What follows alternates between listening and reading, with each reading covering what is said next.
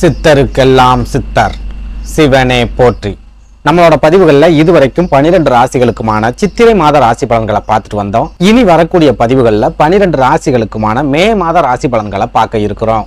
அந்த வகையில நம்மளோட இந்த பதிவுல ராசி கட்டத்துல 4வது ராசியா இருக்கக்கூடிய நீர் ராசியான கடகராசிக்கு இந்த மே மாதத்தோட கிரக நிலைகள் என்ன மாதிரியான யோகங்களை கொடுக்கும், என்ன மாதிரியான அதிர்ஷ்டங்களை கொடுக்கும், இந்த மே மாதத்துல எந்தெந்த நாட்கள் கடகராசிக்காரங்களுக்கு பண வரவை ஏற்படுத்தும், எந்தெந்த நாட்கள்ல கடகராசிக்காரங்க ரொம்பவே அளவுக்கு அதிகமான விரைய செலவுகளை சந்திப்பாங்க அப்படிங்கறத பத்தி எல்லாம் கொஞ்சம் சுருக்கமா பார்க்க போறோம்.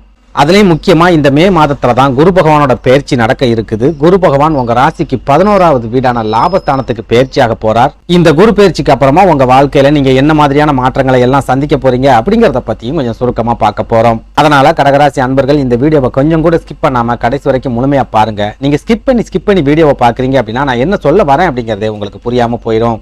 அதனால தயவு செஞ்சு வீடியோவை ஸ்கிப் பண்ணாம கடைசி வரைக்கும் முழுமையா பாருங்க. அதுக்கு முன்னாடி நம்ம சேனலை நீங்க இப்பதான் முறையா பாக்குறீங்க அப்படின்னா தயவு செஞ்சு சப்ஸ்கிரைப் பண்ணிக்கோங்க. வீடியோ உங்களுக்கு பிடிச்சிருந்தா மறக்காம அந்த லைக் பட்டனையும் தட்டி விட்டுருங்க.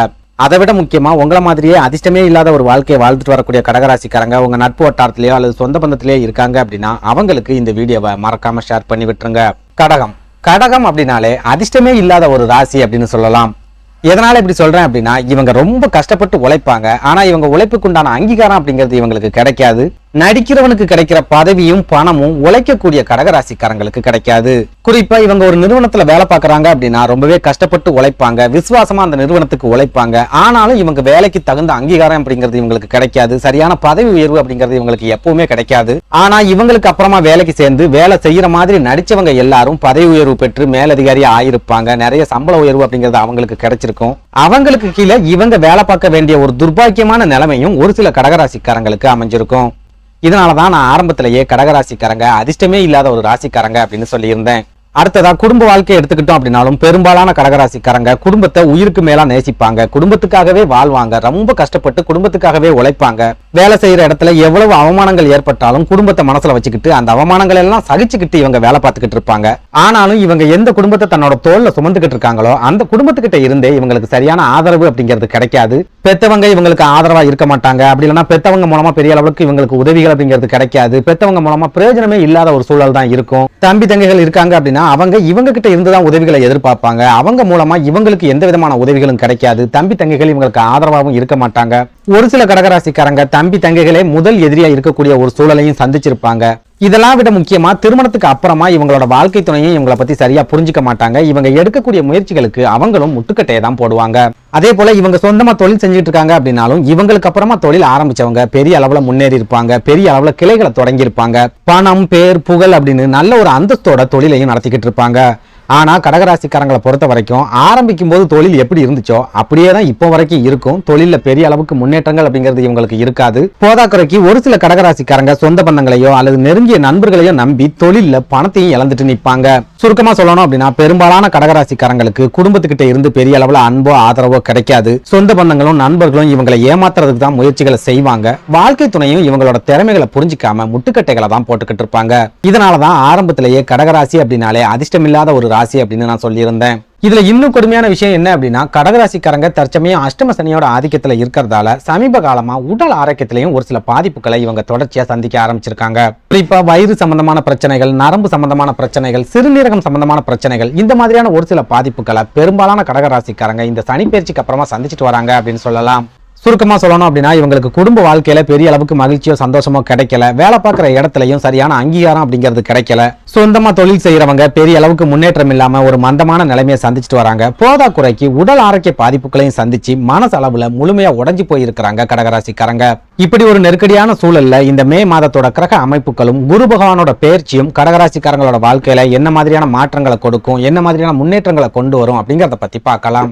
அந்த வகையில இந்த மே மாதத்தோட கிரக நிலைகளை ஆராய்ஞ்சு பார்க்கும்போது கடகராசிக்காரங்களுக்கு தொழில் ரீதியான முன்னேற்றங்களை ஏற்படுத்தி குடும்ப வாழ்க்கையில மகிழ்ச்சியையும் சந்தோஷத்தையும் கொண்டு வரக்கூடிய ஒரு மாதமாவே இந்த மே மாதம் இருக்க போகுது அப்படின்னு சொல்லலாம். குறிப்பா இதுவரைக்கும் உங்க ராசிக்கு 10வது வீடான மேஷ ராசியில அமர்ந்திருந்த குரு பகவான் இந்த மே மாதத்துல இருந்து 11வது வீடான ரிஷப ராசியில சஞ்சாரம் பண்ண போறார். 11வது வீடு அப்படிங்கிறது கடகராசிக்கு லாபஸ்தானம் அப்படிங்கறதால அடுத்து வரக்கூடிய ஒரு வருஷத்துக்கு குரு பகவான் லாப குருவா சஞ்சாரம் பண்ண போறார். இந்த லாப குரு தொழில் ரீதியான லாபங்களை 2 மடங்கா பெருக்கி கொடுக்கும். உத்தியோகத்துல இருக்கிறவங்க சந்திச்சுட்டு வரக்கூடிய நெருக்கடிகளை முழுமையா விளக்கும். நீங்க வேலை பார்க்கிற இடத்துல இது நாள் வரைக்கும் உங்களுக்கு கிடைக்காம இருந்த சம்பள உயர்வும் பதவி உயர்வும் இந்த குரு பயிற்சிக்கு அப்புறமா உங்களுக்கு கண்டிப்பா கிடைக்கும்.